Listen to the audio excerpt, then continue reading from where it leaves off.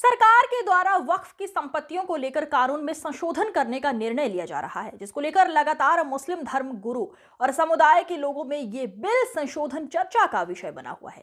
वहीं बिल संशोधन पर सहारनपुर कांग्रेस सांसद इमरान मसूद ने बड़ा बयान दिया है।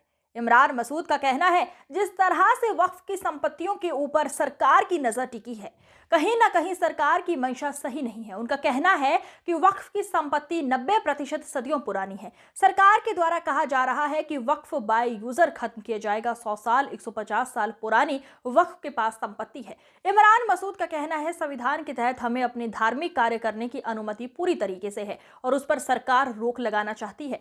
वक्फ ऐसा नहीं है कि कहीं पर भी वक्फ किया जाए या किसी भी संपत्ति को वक्फ के जरिए कब्जा कर लिया जाए। वक्फ वही हो सकता है जो अपनी मर्जी से अपनी संपत्ति वक्फ को दे। इमरान जी वायनाड गए थे, क्या मामला है? किस तरह से देखिए, वक्फ बोर्ड की जो स्थिति है, वक्फ बोर्ड का जो बिल आया था वो पूरी तरीके से असंवैधानिक है। कल मैं चेयरमैन साहब का भी स्टेटमेंट पढ़ रहा था, मुझे नहीं समझ में आया कि वो जो स्टेटमेंट दे रहे हैं उस बिल के अंदर तो उसके बिल्कुल अगेंस्ट बात है। उस बिल में तो सीधा सीधा कहा गया कि वक्फ डीड चाहिए, 6 महीने में आपको रजिस्ट्रेशन कराना होगा।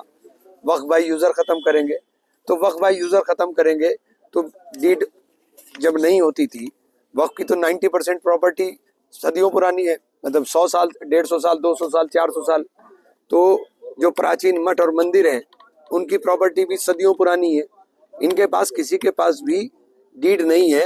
ये बाय यूजर के अंदर ही जो गवर्नमेंट का पत्र होता है, जो गजट नोटिफिकेशन होते हैं, उसके अंदर सरकार द्वारा उस समय की सरकारों द्वारा या उस समय के शासकों द्वारा कब्रिस्तान, दरगाह, खानका, मठ, मंदिर, मस्जिद ये दर्ज है। तो इनको हटाने की बात आप कर रहे हो, तो आप किस प्रकार से ये बात कह दोगे कि इनके ऊपर फर्क नहीं पड़ेगा? दूसरी चीज, आप लिमिटेशन एक्ट खत्म कर रहे हैं, आप कह रहे हैं कि हम वक्फ की प्रॉपर्टी बचाना चाह रहे हैं। आप लिमिटेशन एक्ट हटा दोगे तो वक्फ की प्रॉपर्टी बचेगी कहाँ? एडवर्स पोजीशन के अंदर सब लोग दावे में जाएंगे और एक अपने दावे वो करेंगे और सुप्रीम कोर्ट के उसके ऊपर आप देख लीजिए क्या होगा।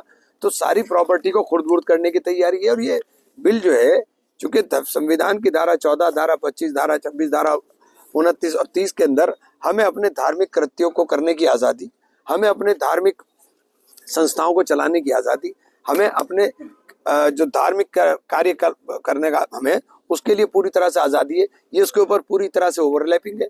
वक्फ कोई ऐसा नहीं है, आप कहते हैं कि आप वक्फ जो है किसी ने भी कहाँ कह दिया और वहाँ वक्फ हो गया, ऐसा नहीं हो सकता।